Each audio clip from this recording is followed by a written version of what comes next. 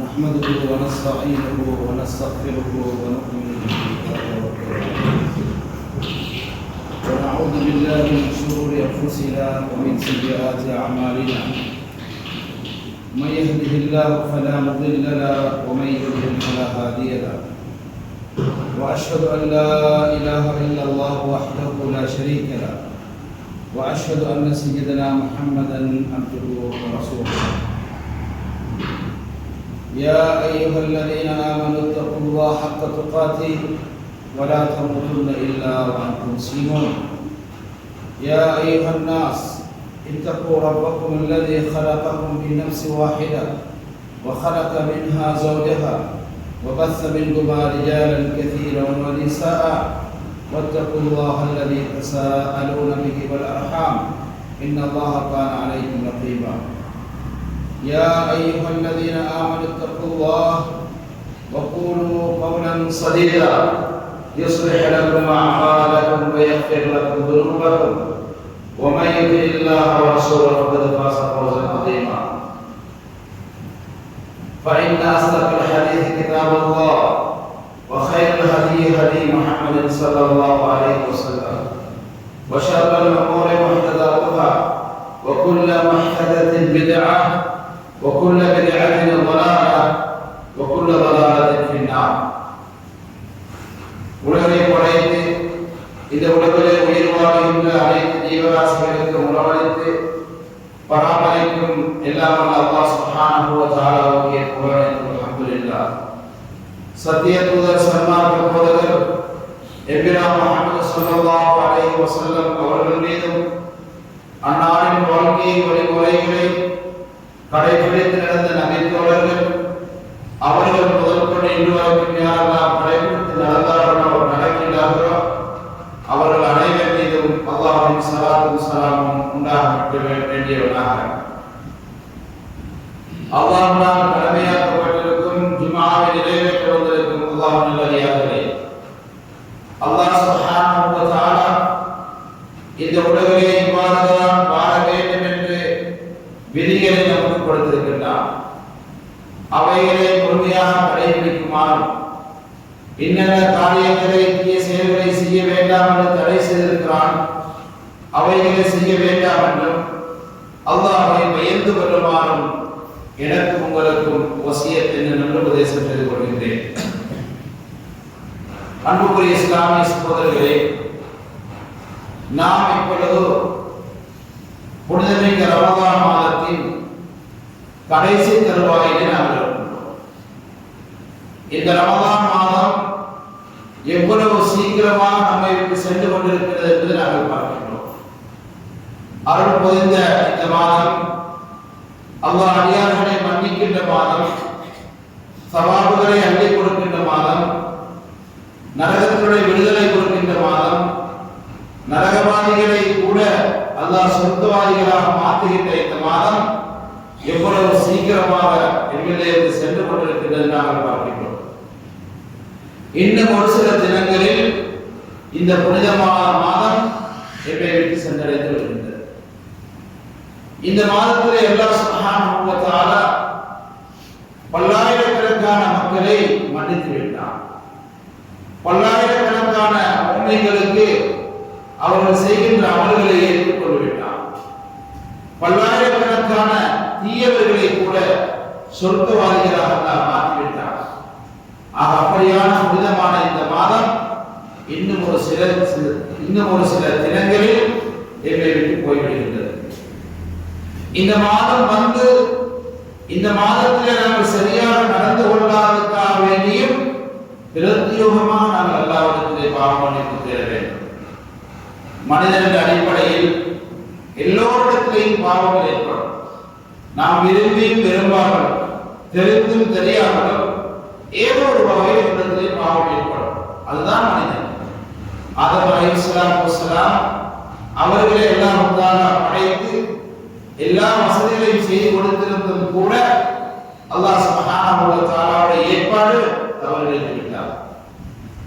நபிமார்கள் எல்லோரும் பாவங்களை விட்டு பாதுகாக்கப்பட்டார். அவர்கள் மனிதர்கள் தான் என்பதற்காக ஒவ்வொரு நபிக்கிடத்திலேயும் ஒரு சில தவறுகள் நடந்திருக்கும்.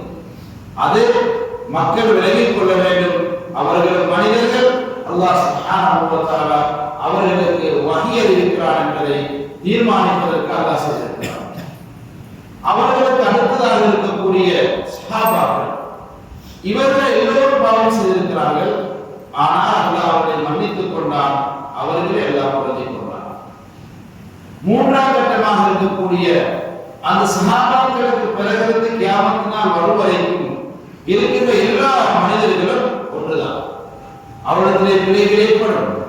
அது இமாம் புகாரியாக இருக்கட்டும், இமாம் ஷாஃபியாக இருக்கட்டும், அப்துல் காதர் ஜீலானியாக இருக்கட்டும், யாரெல்லாம் பெரிய பெரிய அவுலியாக்கள் நாம் சொல்லுகிறோமோ அவர்களிடத்திலும் கூட தவறுகள் ஏற்படும்.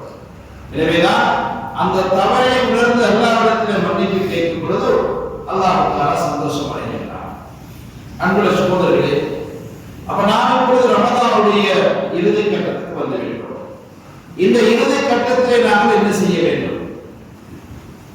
ரமதான் வந்துவிட்டாலே நம்முடைய சமூகம் 3 கோத்திரத்தினராக பிரிந்து விடுவார்கள். 3 சாரார். ஒரு சாரார் ரமதான் வந்ததற்கு எந்த விதமான மாற்றத்தை ஏற்படுத்திக் கொள்ள மாட்டார்கள். ரமதானுக்கு முன்னாடி எப்படி சாப்பிட்டார்களோ, எப்படி வாழ்ந்தார்களோ, எப்படி தொழில் செய்தார்களோ அதே போல வாழ்ந்து கொண்டிருப்பார்கள். இது ஒரு சாரார். இன்னும் ஒரு சாரார் அமளிவாதத்துக்கு செய்வார்கள். ஆனால் ரமதானுக்கு இந்த பிரத்யேகமாக தங்களை மாற்றிக்கொள்ள மாட்டார்கள். எல்லாரும் நோன்பு வைக்கிறார்கள், நாங்களும் நோன்பு வைப்போம். ரமதானுக்கு ஒரு நேரத்தை ஒதுக்கி கொஞ்சம் குர்ஆன் படிப்போம், கொஞ்சம் திக்ர் செய்வோம், பள்ளியிலே அதிகமான நேரம் தங்கியிருப்போம், தான தர்மங்களை அதிகரிப்போம் என்ற ஒரு மாற்றத்தை ஏற்படுத்தாமல் வளமையை போன்ற அமல்கள் செய்வார்கள். ரமதானுக்கு இந்த பிரத்யேகமாக தன்னை மாற்றிக்கொள்ள மாட்டார்கள்.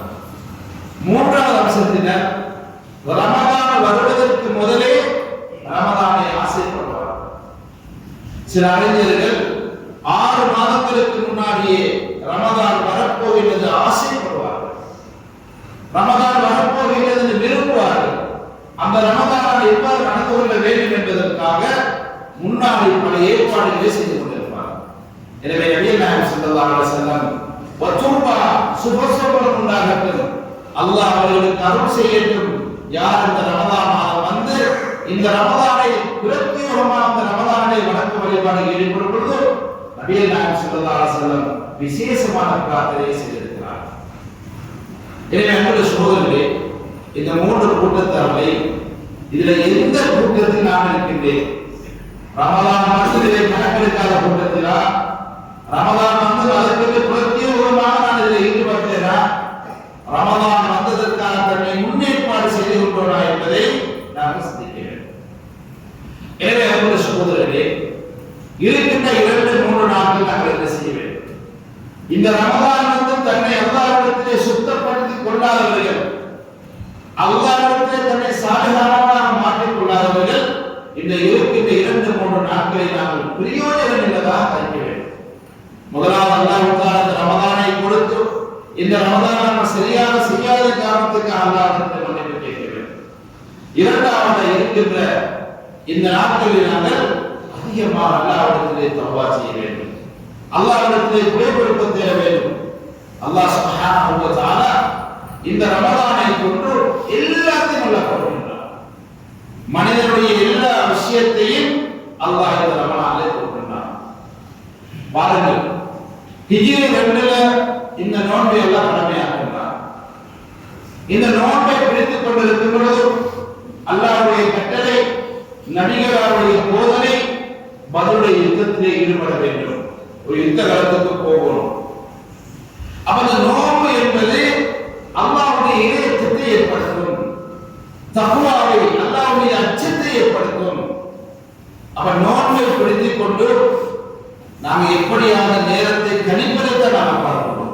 பொதுவாக நம்முடைய நிலைமை எப்படி? நோன்பு பிடிச்சிட்டோமா, நிறைய ஹரக்கத்துகள் செய்ய மாட்டோம், வேலைகளில் ஈடுபட மாட்டோம். எப்படியாவது நேரத்தை நாங்கள் கணித்து விட வேண்டும். அப்ப அல்லாஹ் என்ன சொல்லுகிறார்? லஅல்லக்கும் தத்தகூன். இந்த நோன்பு உங்களுடைய இதயத்தை ஏற்படுத்தும். அந்த சஹாபாக்களுக்கு ஏற்படுத்தினால் நோன்புடனே யுத்த களத்தில் படிக்கிறார்கள். பெரிய படை பட்டாளங்கள் உங்களுக்கு தெரியும், சாதாரண இருக்கின்றார்கள். ஆயுத பலம் கிடையாது, மனித பலம் கிடையாது, வசதி வாய்ப்பு என்பது மிக குறைவு.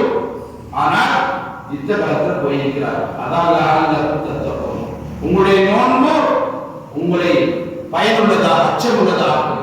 அந்த அச்சம் வந்துவிட்டதுனா அவர்களுக்கு முன்னால் எதுவும் விலகவில்லை, அல்லாஹ் என்னோடு இருக்கிறார் என்ற நம்பிக்கை அவர்களுக்கு.